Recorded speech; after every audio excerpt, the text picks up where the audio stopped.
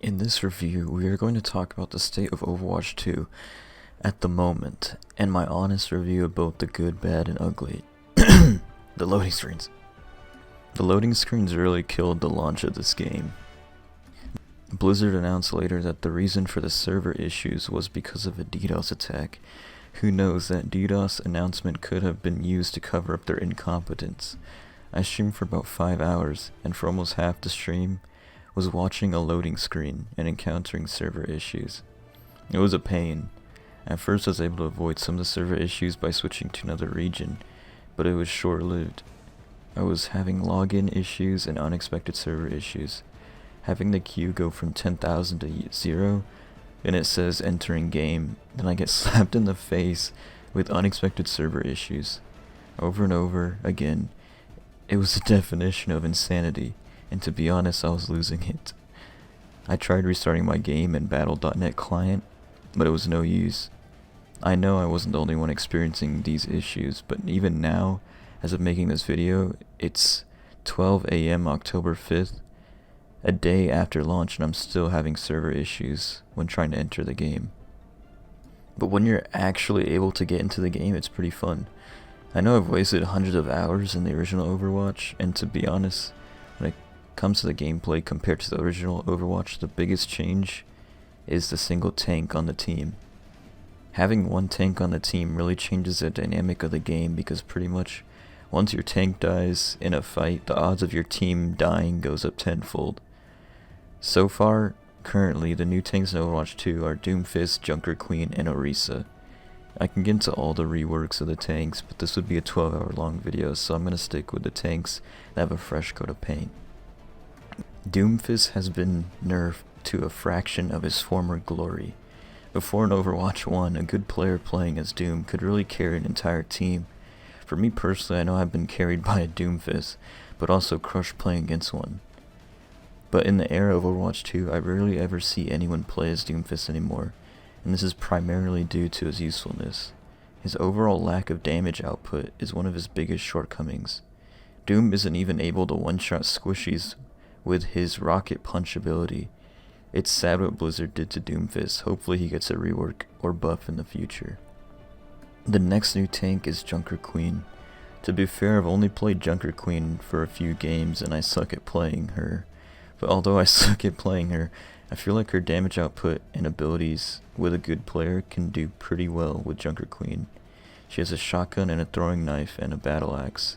There's not much else to say other than Junker Queen is just a decent tank overall in my opinion. Orisa's rework in Overwatch 2 is wild. Orisa now is nothing like how she was in the original. Forget whatever you knew about Orisa, because now she's even more of an offensive tank. Other than her fortified ability, every other ability is new. She has an energy javelin that knocks enemies back, and a javelin spin that is pretty much like a temporary invincibility shield. Even her gun is new with unlimited ammo, but unlike D.Va's gun, Orisa's gun can overheat with long continuous fire. For Orisa's ult, it's kind of like Mei's ult. We're able to slow down and trap enemies, but with Orisa's, you smash enemies with her javelin. It's actually pretty strong of an ult. For DPS, I think the only significant ones would be the new hero Sojourn and Bastion's new rework. Sojourn is basically Soldier 76 but better. Her railgun has virtually no recoil. Her other ability, Overclock, is like a mix between Reinhardt's Fire Strike and Soldier's Pulse Grenade. But that's the best I can describe it. With her Disruptor Shot, it's like a mini Zarya ult because it slows enemy down and damage them at the same time. It's like Zarya's ult but less gravity. They've made so many changes to Bastion in Overwatch 2, he's pretty much a new hero at this point. I wouldn't say Blizzard nerfed Bastion, but they did more of a balancing. I think while they did make Bastion a little bit weaker, at least now he's more balanced. Bastion is now able to move around in sentry mode, albeit with a cooldown. Gone are the days of camping on payload with Bastion for long periods of time. He now has a tactical grenade, which is pretty much just a bouncy sticky grenade. And Bastion's ult is more like Doomfist's ult, but as a mortar cannon. During Bastion's ult, he becomes an artillery cannon, and you're able to mark your target, kinda like Doomfist's ult. I've only used Bastion's ult a few times, and it's kinda meh. It's just okay. I don't know, maybe I'm just bad at using the ult. Lastly, the support class. Other than the new hero Kiriko, there really isn't many changes to the support class that's really significant. Well, I guess Zenyatta's new kick has a knockback ability, which is pretty cool. But when it comes to new hero Kiriko, I think she really makes a good addition to the game.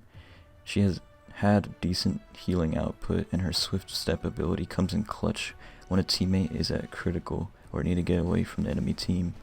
Her damage is okay, but it's not crazy. But what do you expect? She's a healing support character. Her protection abilities are very nice, and her ult is broken when combined with another hero's ult, but overall she's a pretty good healer. So in conclusion, other than the technical issues with the game was pretty enjoyable. And like I said, I've sunk hundreds of hours into the original Overwatch, and I have a feeling I'm going to sink hundreds more hours into Overwatch 2. If you made it this far, thanks for watching. I appreciate if you liked the video, comment, and say what you thought about the video so I can improve on future content. Okay, thank you, bye.